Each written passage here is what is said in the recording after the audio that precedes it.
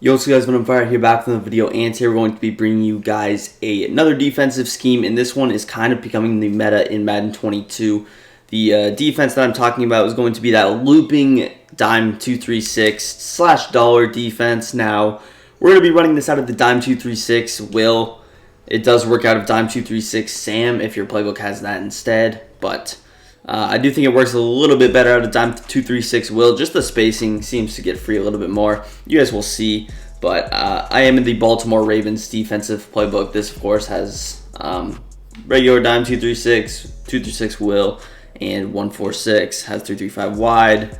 So pretty much everything that you need. If you're running 236 will, generally you'll be mixing in 335 wide for run-heavy players. So couple of personnel things we have to adjust. The first thing being we need a fast linebacker on this right-hand side where our boy Micah Parsons is. I would say he's a pretty fast guy.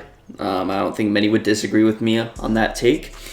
And then also I like to have someone fast in this DN spot. We got Keanu Neal right here. Pretty fast. He did, after all he did, and I mean he used to play safety. So I think he does the job there. Also, before we get into the video, I do want to remind you guys to drop a big thumbs up and hit that subscribe button if you guys want more tips. Let me know in the comments what other things you want to see.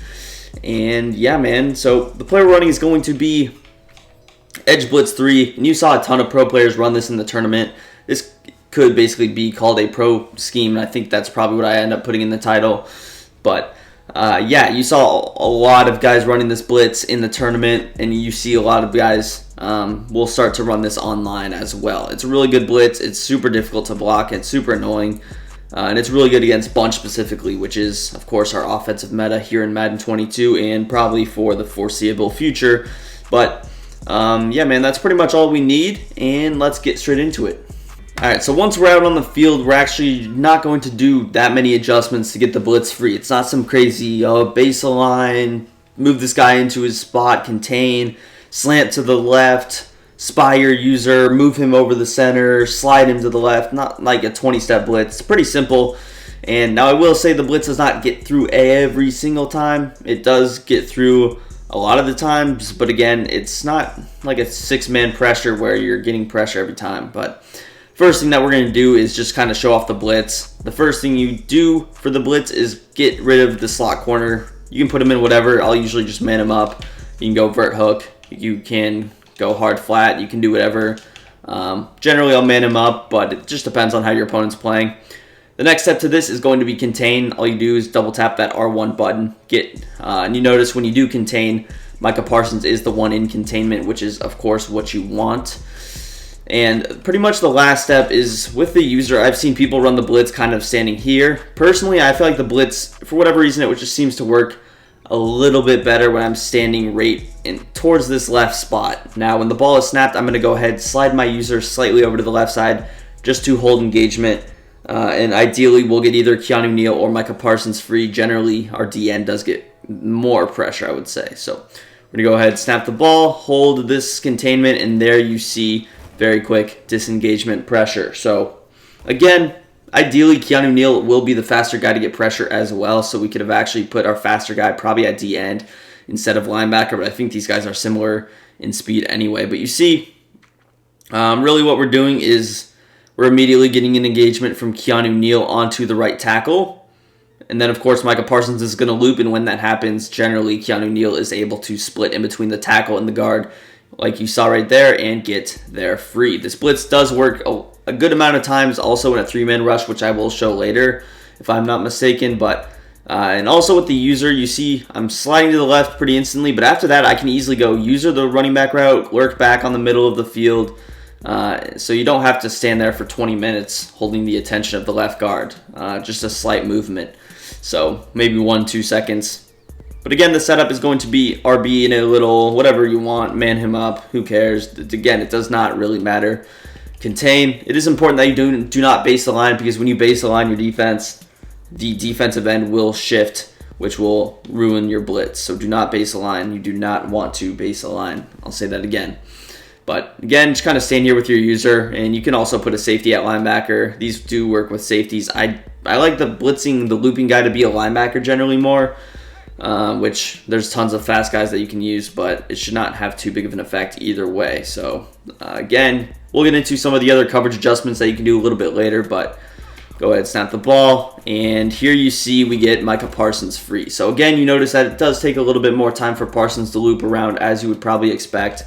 So again, it's ideal that we get Keanu Neal free, but here you see the example of Parsons just kind of looping around. We do actually get both people, but the right guard did slightly lock on to Keanu Neal, which can happen.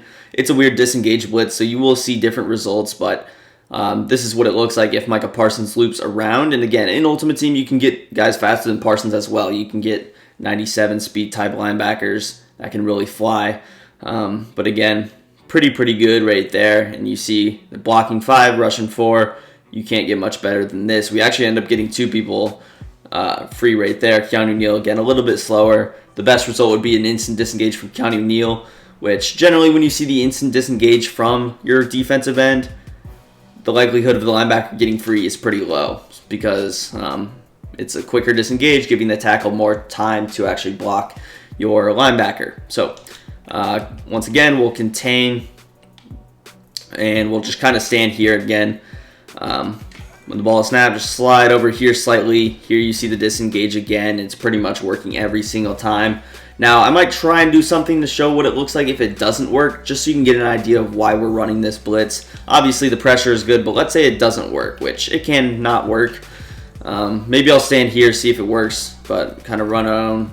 And you see it does still get free, which is annoying, but I'm going to just run it normally without actually doing anything with my user, and it should not get free if I had to guess. So we're just going to stand back with our user. And I want you to watch Micah Parsons on contain in this situation. So he's going to contain, and he's just a really good contain. Everybody uses right-handed quarterbacks in this game. Everybody, when they run bunch, generally speaking, wants to roll out to the right side. You see that a lot of the time, and this is probably the best contain in the game. I showed this kind of a contain out of a nickel 2-4-5 or 3-2-5 Sam type defense, where I had these linebackers containing from the outside, and it was actually a defense that involved both of them. But just because they get such a late start, you notice that it's super difficult to run around them. A lot of times with contains this year, they work initially like they are with Randy Gregory, but then if you step up in the pocket or you stand there long enough, eventually they stop containing. But because we get such a late start, you notice that it does work really well, and you really can't scramble out. Also, it takes such a wide angle that you would have to go up the middle. So you're forcing your opponents to throw up in the pocket as well as getting really good pressure. You can't really beat that in this game. So going into some of the coverage adjustments that I would do, probably what we're going to do is shade over the top, get these curl flats. Now, I mentioned that we can go with a 3-man rush, which we can. It might not be as reliable, but I do believe we can do that if we wanted to. We'll put Randy Gregory in like a little vert hook. And again, we'll just kind of stand here. I'm not sure if this will work. It does not work as good if you're rushing 3, but I have seen it work before. So we're going to kind of slide over here, and you see we still get the pressure rushing 3 people, which is just super good. You're only rushing 3, and you're getting pressure that quick and that reliable. It's just super difficult to defend on offense, and this is why, because it's not like a simple, okay, he's blitzing off the edge with one of his cornerbacks, I just block my running back, we're done here. It's a disengaged blitz to where what else can you do? You can't do much. And again, if they were to double team the D end, I think what happens is Micah Parsons will just loop around free. But let's go into let's simulate some coverage adjustments. So if we wanted to, the first thing we could do is create a double Mabel look. We could set our curl flats to like 25, hard flats to around 5, whatever you want. And we could just run it like this, and it would work. So this is one way to do it. Another way to do it, let's say we want a little vert hook, which we can do from Randy Gregory. I think we can also bluff blitz him. Now, typically the bluff blitz historically kind of messes up blitzes. We'll see if it has any effect here. And it doesn't, so you can go with the bluff blitz if you want, which is one of my favorite defensive lineman adjustments when they drop back in coverage. So that's certainly something that you can do, and you see the blitz still does get free. I don't see the looping animation as much when I do go with this 3-man rush, so I will mention that to you guys. But again, as long as you're getting pressure, and I mentioned that the looping blitz is slower anyway, so you shouldn't really be looking for that more specifically. But again, simulating some coverage stuff. We could man up different players, and again, you can get more athletic guys than Gregory. You can get linebackers over there. We could just go with a simple animation where we maybe man up both guys, and then we have like a 10-yard curl flat, so you could do that.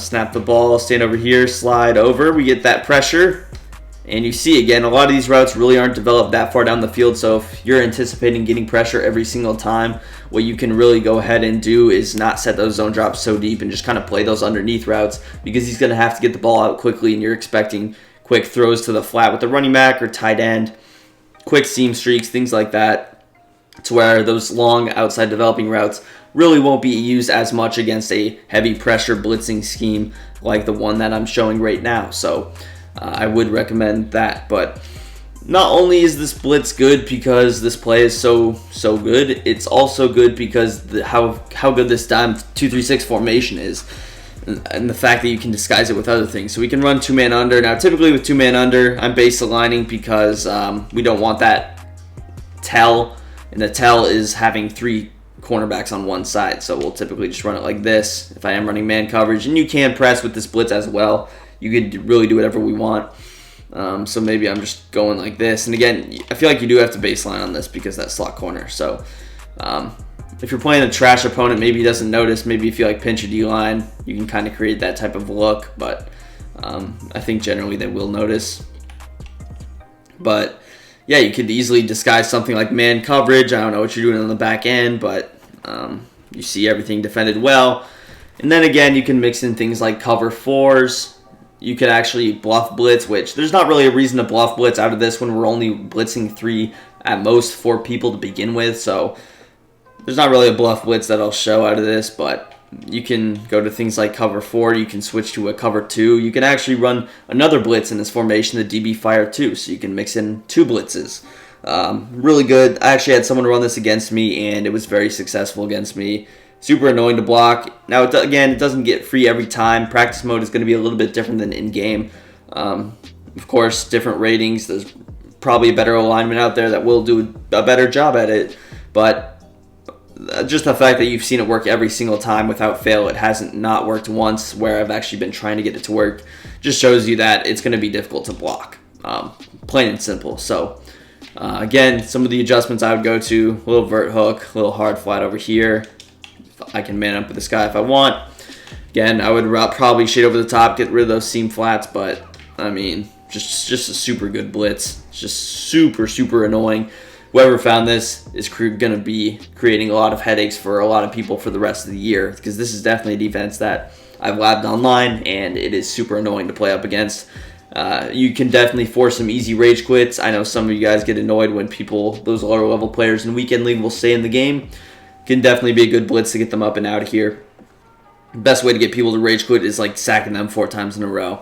So this can be a pretty good defense for that. But I mean, other than that, I mean, there's not too much that I would do with my cover 3 to disguise it as far as adjusting out of it. We are kind of limited in what we do. Of course, we can go with the man up of both players, which we kind of already showed. And again, you can man up whoever you want. Maybe he's running verticals a lot and we want to man up the tight end over there. We can definitely do that. And then we man up the running back if he was going with a verticals type play, kind of like this, which is super annoying to defend. So if he was going with that, I'm going to run it like this probably. And then what I'm going to do with my user is probably take Shepherd over the middle. So we'll snap it, slide over. Here we don't get the pressure. I'm not sure what happened there, but we didn't get the pressure. It's fine, but sometimes when you don't get the pressure and you're going with a 3-man rush, you're not going to get that quick of pressure. It's pretty simple. You're rushing 3, one of them's in contain. Don't expect too quick of sheds, especially when guys are getting double teamed, and he has the potential to have O-line abilities as well. But that's going to do it for the video. If you guys enjoyed, drop a big thumbs up, subscribe to the channel down below, and peace. I'm out of here.